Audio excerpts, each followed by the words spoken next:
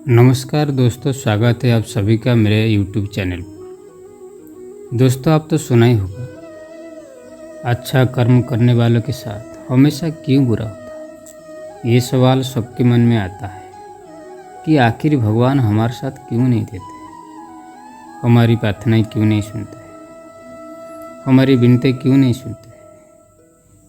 ये सभी सवालों के जवाब भगवत कथा में सुनाए जाने वाले एक प्रसंग से पाए जा सकते हैं।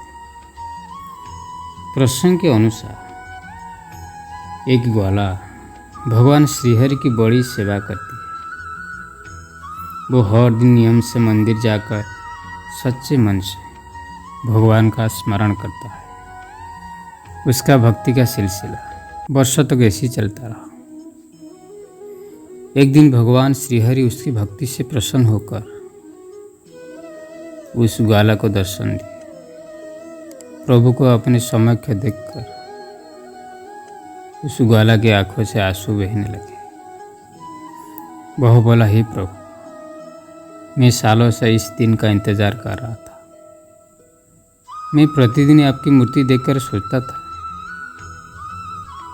कि मेरे स्वामी सदियों से इसी तरह खड़े होकर भक्तों को दर्शन दे रहे हैं।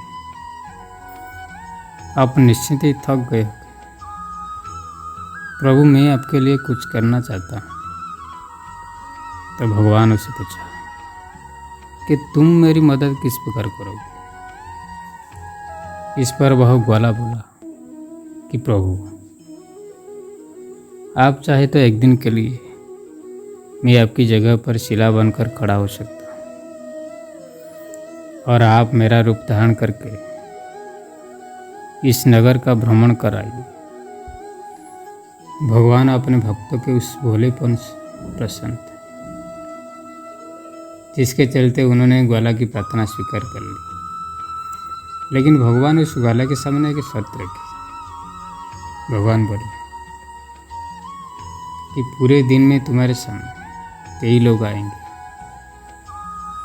कई विनतियाँ करेंगे, लेकिन तुम बस उनकी प्रार्थना सुन लेना, कुछ मत बोलना या कुछ मत करना। मैंने सभी के लिए पहले से ही नियति तय कर दी है। भगवान की बात सुनकर उस ग्वाला को बड़ा आश्चर्य हुआ। वह मन ही मन विचार करने लगा, इसका मतलब कि भगवान हमारी प्रार्थनाएं अनसुनी कर देते हैं। अपने मन में हजार प्रश्नों के बावजूद वह शांत रहा और शर्त मानकर भगवान के स्थान पर शिला रूप खड़ा हुआ। सबसे पहले मंदिर में एक व्यापारी आया। वो व्यापारी बोला कि भगवान, मैंने एक नया व्यापार शुरू किया है, उसे खूब सफल बनाऊंगा। जैसे ही व्यापारी उस मंदिर से जाने लगा, उसकी धन की पोटली नीचे गिरी। इस बात से अनजान भाव व्यापारी वहाँ से चला गया। शर्त के अनुसार वह ग्वाला चुपचाप रहा। इसके बाद एक गरीब आदमी आया। उसने भगवान से बोला कि हे प्रभु, मेरे घर में खाने के लिए कुछ नहीं है, कृपा कीजिए। तभी उसकी नज़र व्यापार की पोटलियों पर पड़ता है। वह भगवान को धन्यवाद करके वहाँ से चला जाता है। तीसरा व्यक्ति, एक नाविक आया। वह कहता है कि हे प्रभु, मैं काम की तलाश में समुद्र पार करके उस ओर जा रहा हूँ।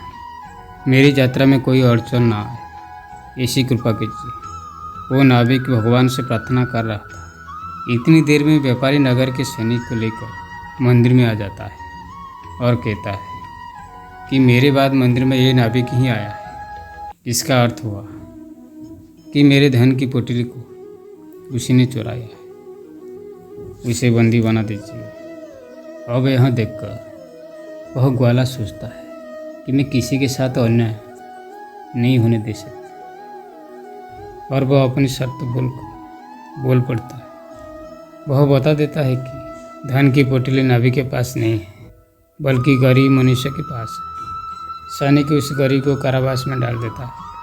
नाविक अपनी यात्रा पर चला जाता है। दिन ढलने पर जब भगवान पुनः मंदिर में लौटते हैं तो ग्वाला खुशी खुशी पूरा कहानी भगवान को सुना देता है। ग्वाला की बात सुनकर भगवान कहते हैं, तुमने किसी का काम नहीं बनाया बल्कि बिगाड़ दिया। वह व्यापारी गलत तरीके से धन अर्जित करता है। अगर इसका धन गिर भी गया था तो उसे कोई फर्क नहीं पड़ता है, बल्कि उसके पाप कम हो जाता है, क्योंकि वह धन गरीब को मिल चुका था।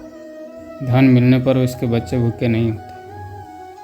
तो रही बात नाविक की, तो वह जिस समुद्र की यात्रा पर जा रहा था उसमें भीषण तूफान आने वाला था। अगर वह कारावास में रहता तो उसकी जान बच जाती। भगवान की बात सुनकर ग्वाला को समझ आया कि सुबह जिस बात पर वह आश्चर्य हो रहा था असल में इसका अर्थ क्या था।